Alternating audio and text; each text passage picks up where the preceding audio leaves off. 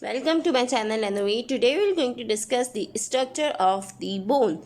The bone tissue that is present in our body and in the mature bone that we call as the secondary bone or the laminar bone is present in the adults, and this bone tissue is forming most of the part of the bony skeleton of the human body. So what we can see in the macroscopical features of the bone, we're going to discuss by a diagram that I have drawn to make it easy for you guys to understand.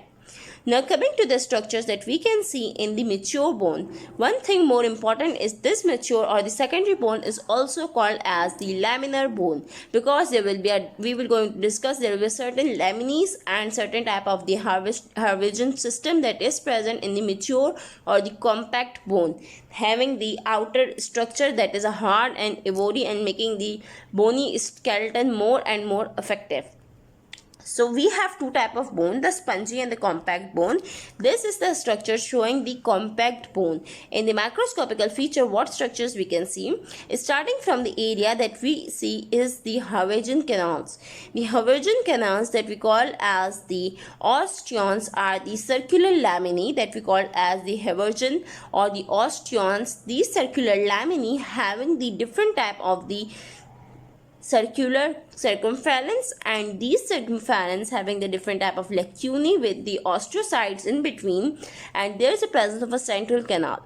This whole structure is called as the Haversian laminae. These Haversian laminae are arranged in a circular manner to form the Haversian osteon, that having a central canal in between, having a bone marrow, a blood capillary or any vascular structure can be present in this central canal. So the Haversian laminae are combined to form the osteons, and these certain osteons are present in the cross section of a bone. If we see by this diagram, these certain osteons, or we call as the Haversian laminae, are attached with one another by another laminae. This and the laminae between the two osteon Haversian laminae, these laminae are called as the intestinal laminae. The interstitial laminae, these interstitial laminae are between the two Haversian laminae.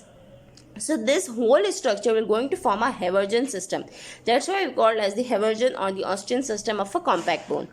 Now coming to the structure that you can see in the central canal. If we zoom out this diagram, we're going to see the osteon having a outer layer, then come the inner layer of the Haversian laminae, and at the last in between the central canal what we can find in the blood capillary. It can be blood capillary, it can be bone marrow, having the vascular supply to the bone. From this blood capillary there will be a supply to the whole bone, and the bone tissue will grow. Now what happens if we take a view from the inferior side? In the longitudinal section we can see that there are certain canals that are running in a way. If these canals are vertical towards the Haversian laminae or they are running parallel, these parallel running canals are called as the Haversian canals, because upward they will open into the Haversian laminae and into the osteon and ultimately into the central canal having the blood capillary, and these osteons are connected by the interstitial laminae that we have discussed previously. But these parallel laminae are called as the Haversian canals, and these parallel laminae are connected by a way of a perforating laminae that we call as the perforating laminae, having a right angle towards the Haversian laminae. They are at about 90 degree to the Haversian laminae, and these horizontal laminae are called as the perforating canals, or we also call these canals as the Volkmann canals, that are very important for the bone tissue. These Volkmann canals are running parallel to the Haversian canals. That's a point we should have to remember.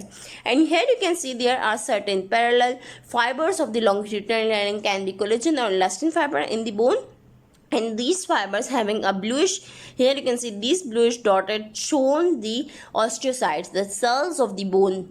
The cells of the bone are lie in these osteocytes, and these osteocytes lie in certain lacunae and the spaces that are present between the fibers or the Haversian laminar system. If we cut the bone, then what structure we can see inside the bone? The first layer that we see inside is the endosteum. This is the layer of endosteum. Here you can see this endosteal layer having a certain cells. Here these cells are forming the inner side of the bone, and they will constituting to form the spongy part of the bone, and this whole part, the Haversian system that we have discussed, forming the compact part of bone.